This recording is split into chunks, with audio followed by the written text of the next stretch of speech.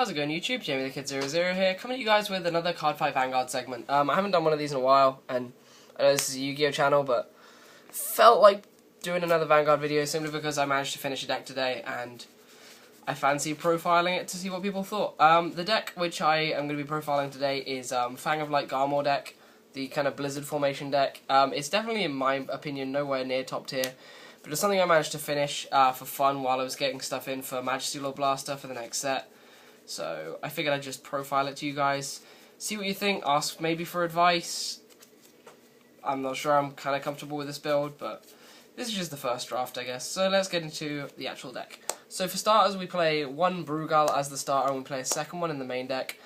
This is something I'm experimenting with because sometimes I find myself taking the Snowgals as damage, and if I take two Snowgals as damage, my formation isn't going to be very good, and my Fang of Light isn't going to get boosted up that highly. And I've always found just the extra Brugal just a nice target. It's a good 10k if you draw it anyway. It's a good guard because this deck doesn't have access to that many guards, so it's alright, it's alright. Then for the trigger lineup, I play 4 heals, just the standard 4 heals. 6 draws in the form of 4 Margals and 2 Govanans. Margals I chose over Govanans simply because they are high beasts and they are searchable with Arcane, so if I wanted to have its boost skill used, I could search them off of Arcane. And then 6 criticals in the form of 4 Eponas and 2 Alabastrals, again playing the high beast so that if in moments of desperation I can search them off Arcane. Those are all the grade 0s. The grade 1 lineup is really simple. Grade 1s are, of course, 4 copies of Snowgal. Of course, ideally you want to just get at least 3 of these on the rear guard, 1, 2, 3 on the full back row.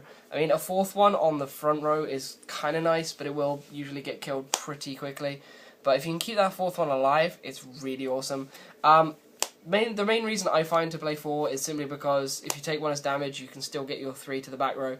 But this is something you really want to set up really quickly, because in tandem with Palamedes, these cards make a 21k column happen, and it's the same with Fang of Light. Makes you a Fang of Light 13k basic, so it'll give you 21 columns across the board, so you're pushing for 15 to guard for every single attack if you have 2 Palamedes and a Fang of Light, so you start to see the use of this, and this mat is crumpling up because it's really thin. Continuing with the ones, we play the 4 copies of Little Sage Marin. These are a bit more generic for when your Blizzard formation just isn't going your way. You can just play 3 of these if you've accumulated them.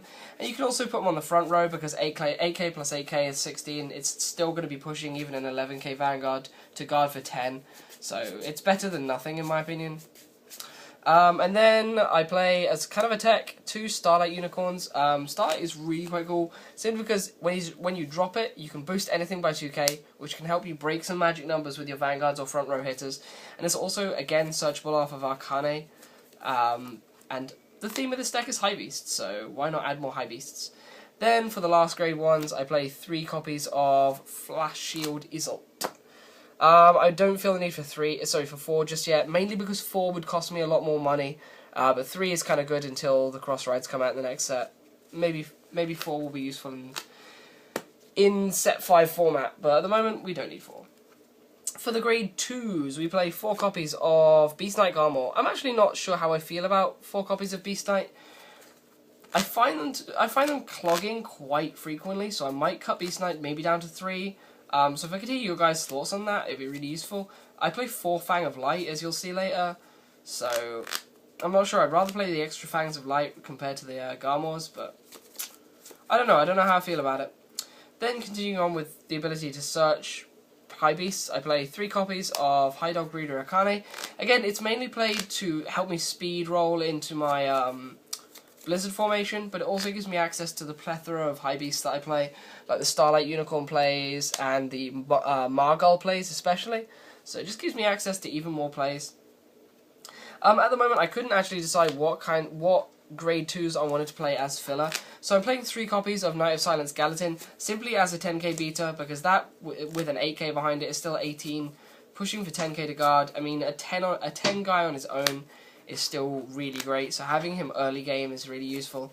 I just found him to be a really good versatile vanilla card. And then to round off the grade 2s, I play 2 Blaster Blades, because Blaster Blade is just a good card. If you're playing Royal Paladin, you probably should play Blaster Blade, just because he's cool. Then for the grade 3 lineup, it is really simple. I play 4 copies of Fang of Light Armor, your win condition of the deck. Once you've got this guy off, you're going to be searching out your Snowgals from your deck, or your Brugals if you've run out of Snowgals. Hopefully setting up a full back row of 3 Snowgals or 2 Snowgals and a Brugal to allow this guy to be swinging for 13 basic plus booster. So that's the main win condition of this, simply to hit that magic number of 15 as often as you can. And to aid in hitting that magic number of 15, we play 3 copies of Swordsman of the Explosive Flames, Palamedes. This guy is insane in this deck, simply because once you've got this guy ridden, you can just keep drawing into this guy, putting him down, your plays are sorted. Otherwise, this has been a fairly quick Vanguard deck profile. I'm going to be working on Royal Paladin builds for the foreseeable future. I'm really enjoying Royal Paladin, and I'm happy that I've finally gotten the majority of it in.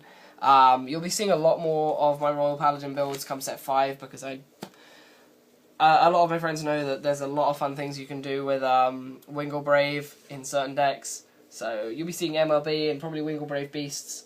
But otherwise, I think that's about everything I want to talk about. If you've got any advice to send my way, that'd be greatly appreciated, because I like this deck, but it's not insanely powerful. So anything you could do to alter the build would be pretty cool.